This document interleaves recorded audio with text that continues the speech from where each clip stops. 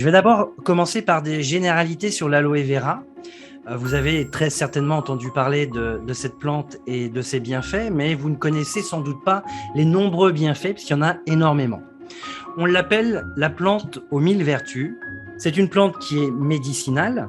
Elle fait partie de la famille des Liliacées, c'est-à-dire en fait la famille par exemple des oignons. Il y a plus de 300 espèces d'aloe vera qui existent dans le monde, mais la plus courante et surtout la plus utilisée pour ses vertus, c'est la Barbadensis Miller. Il y a plus de 75 nutriments pour la santé dans cette plante médicinale. Et ça, c'est quelques-uns des choses qui ont déjà été étudiées, des bienfaits qui ont été étudiés concernant l'aloe vera. C'est une plante qui est apaisante, cicatrisante, qui est protectrice, astringente, hydratante, dépurative, calmante, désacidifiante, anti-inflammatoire, immunostimulante, qui régénère les cellules, qui est tonifiante, donc qui améliore la circulation sanguine. C'est pour ça qu'elle se trouve dans notre conférence ce soir. C'est également une plante défatigante, anti-allergique, détox, germicide, régulatrice, dégraissante, adoucissante, purifiante, antiseptique. Donc vous voyez, c'est vraiment une plante qui est extrêmement intéressante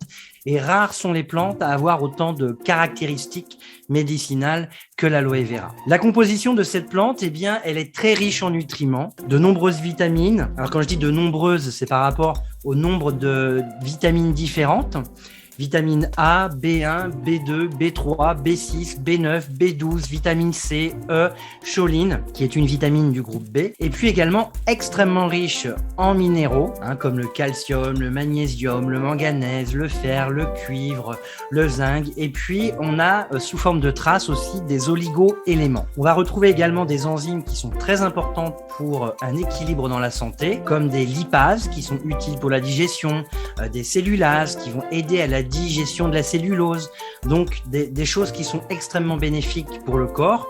On va retrouver de la lignine qui a un pouvoir pénétrant dans la peau, puisque l'aloe vera est aussi intéressante et importante en interne qu'en extérieur. Des saponines, racines du mot savon, qui a des propriétés antiseptiques et dépuratives. Des anthraquinones qui ont des propriétés analgésiques. De l'acide salicylique, qui est un précurseur de l'aspirine qu'on retrouve naturellement dans l'aloe vera en petite quantité. Des acides aminés essentiels qu'on ne trouve que dans l'alimentation et qui sont essentiels pour notre corps, pour notre organisme qui est incapable de les fabriquer. Et puis on va retrouver des mono et des polysaccharides. On va retrouver de l'acémanane, qui est un composant extrêmement important de cette plante, et ça c'est vraiment du coup une caractéristique, ce composant de l'aloe vera. L'acémanane en fait est fabriqué jusqu'à la puberté dans notre corps.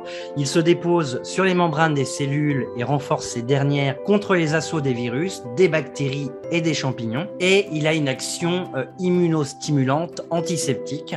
L'acémanane va réveiller et éveiller toutes nos cellules, il élève leur fréquence vibratoire, et c'est comme ça en fait qu'il active nos cellules. Il améliore également significativement l'oxygénation des cellules. Il en résulte une stimulation de l'ensemble du métabolisme et une amélioration de toutes les fonctions en fait purgatives qui vont augmenter l'énergie et le tonus de l'organisme. C'est aussi grâce à l'acémanane que l'aloe vera élimine par voie intestinale tous les poisons chimiques et les déchets qui vont nous agresser quotidiennement. L'intestin se trouve du coup nettoyé et toutes les vitamines et les oligo-éléments apportés peuvent alors être assimilés de façon optimale par les voies intestinales. Donc en prenant régulièrement le gel d'aloe vera, ça va contribuer en plus à rendre basique le milieu qui est jusqu'ici acide des intestins, ce qui a pour effet du coup de priver le développement des champignons, par exemple candidose, de son milieu vital.